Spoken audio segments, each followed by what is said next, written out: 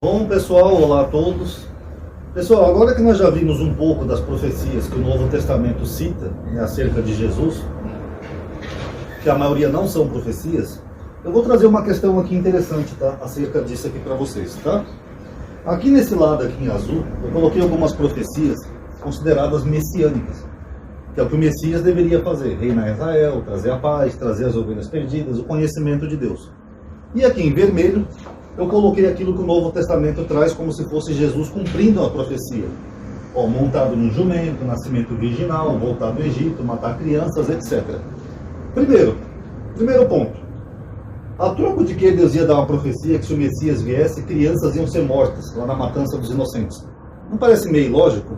Ou o Messias voltar do Egito, sabe? Eu ter que nascer de uma virgem. Mas eu queria começar com essa aqui do jumentinho, para vocês verem como é interessante, ó. O autor de Mateus, ele diz assim, em Mateus 21. Vou ler a partir do versículo 6. Ó. Os discípulos foram e fizeram como Jesus lhes ordenara. Trouxeram a jumenta e o jumentinho. Então Mateus está falando de dois animais, uma jumenta e um jumentinho. E puseram sobre eles, nos dois, a sua veste. E Jesus montou-se em cima. O que Mateus está informando aqui? Ele está falando que Jesus montou sobre dois animais ao mesmo tempo. Pergunta: isso é possível, pessoal? Você montar em dois animais? Como que Jesus fez isso? Ele colocou um jumento em cima do outro? Ou ele colocou uma perna no jumento e outra perna no jumentinho? Como que é possível você montar dois animais ao mesmo tempo? É porque a intenção do autor é pegar uma profecia, que nem profecia é, mas ele tem que literalizar para induzir o leitor de que Jesus está cumprindo a profecia. Olha lá, ele montou sobre os dois jumentos, exatamente como disse Zacarias. Um detalhe: a profecia de Zacarias não é literal, tá, pessoal? Ali, eis que o teu rei vem humilde, montado no jumento, mas o autor de Mateus literaliza. Ele montou literalmente no jumento. Nascimento virginal, que nós vimos já em outros vídeos, voltar do Egito, matar crianças, eles tentam literalizar trechos do Velho Testamento para dizer que Jesus está cumprindo literalmente tudo o que foi escrito dele. Beleza. Agora fica uma pergunta: se tudo isso daqui é literal, até montar em dois animais, que é humanamente impossível até para o Filho de Deus, por que essas profecias aqui que o Messias deveria fazer não são literais para os cristãos? Porque quando a gente pergunta para os cristãos por que Jesus não cumpriu essas profecias, eles dizem: não, amadinho, isso aí não é literal, é espiritual. Por exemplo, reinar Israel. Jesus reinou em Israel, pessoal? Não. Mas os cristãos dizem que o reino de Jesus é espiritual, é o reino dos céus, amadinho. Tá, então o reinar em Israel, que os profetas são bem claros, ele vai governar em Jerusalém. Aí já não é literal. Agora, montar em dois animais é literal. Faz algum sentido? Jesus falou que o meu reino não é deste mundo, amadinho, mas não foi o que os profetas falaram. Nós vimos aqui em vários vídeos que ele falou: ele governará na terra, em Jerusalém, ó, reinar. Cadê o registro que Jesus foi rei em Jerusalém? Ou governou Jerusalém? Então aqui eu posso espiritualizar. Aqui que eu deveria espiritualizar, eu vou literalizar e colocar Jesus sobre dois animais. Trazer a paz. Não, amadinho, a paz é espiritual, amadinho.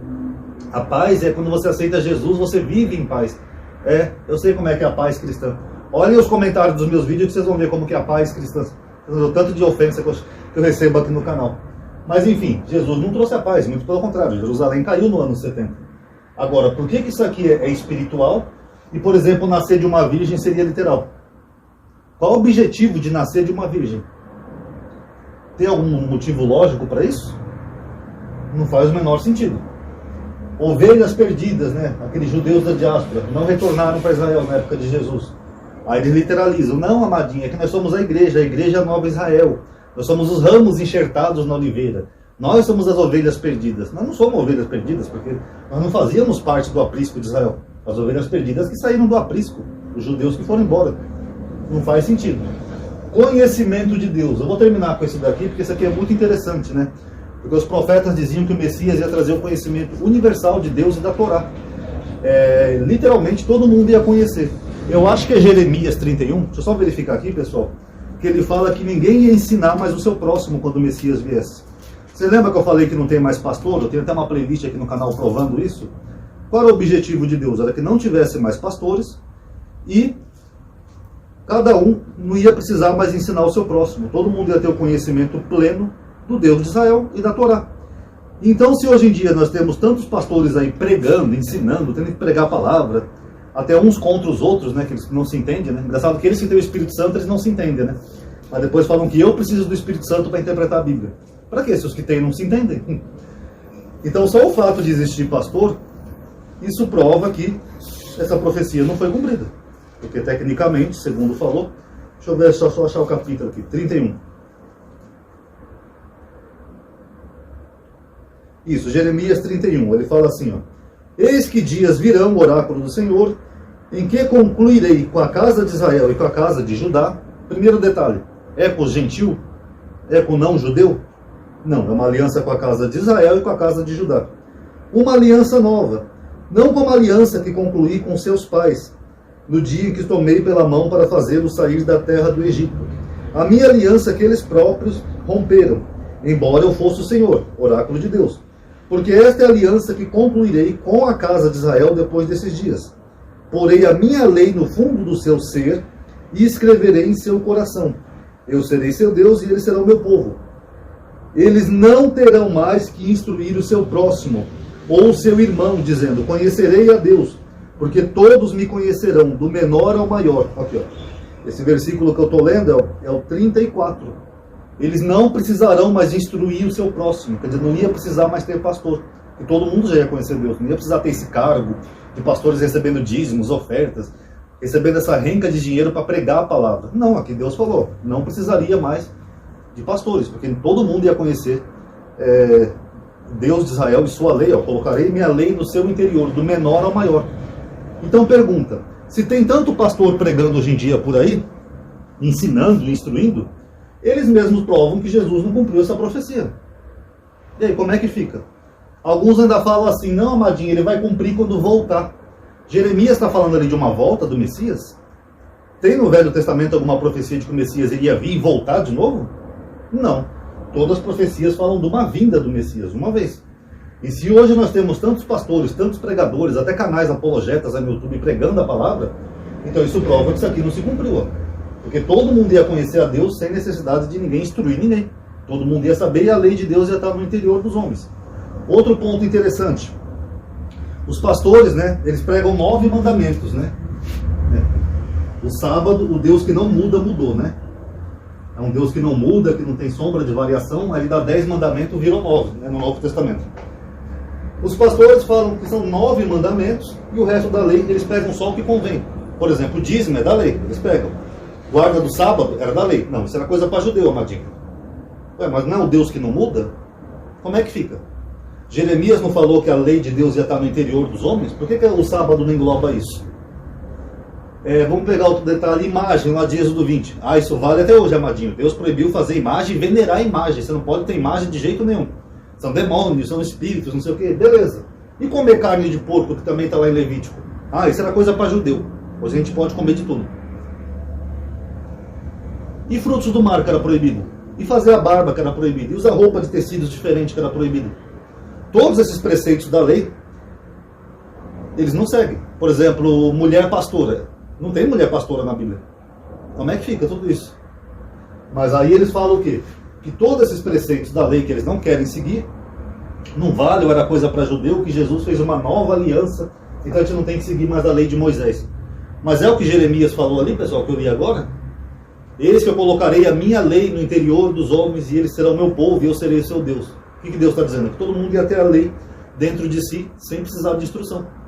Então, se a partir do momento que nós temos pastores instruindo e ainda falando contra a lei de Deus, como é que se cumpriu então esse Jeremias 31 aqui, pessoal? Deixa eu até colocar aqui para quem quiser ver na sua própria Bíblia.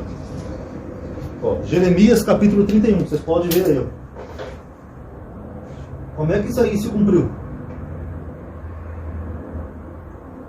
A partir do versículo 31, tá? E aí fica essa pergunta, que se alguém quiser responder, fique à vontade.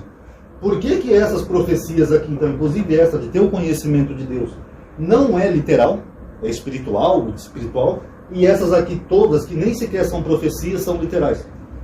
Até o ponto de colocar o Messias em 2 animais ao mesmo tempo. Por que aqui é literal? Qual é o critério que é usado para dizer o que é espiritual e o que é literal? Quer dizer que você tem uma profecia lá que está falando, por exemplo, de Israel, Raquel chora seus filhos porque eles não existem.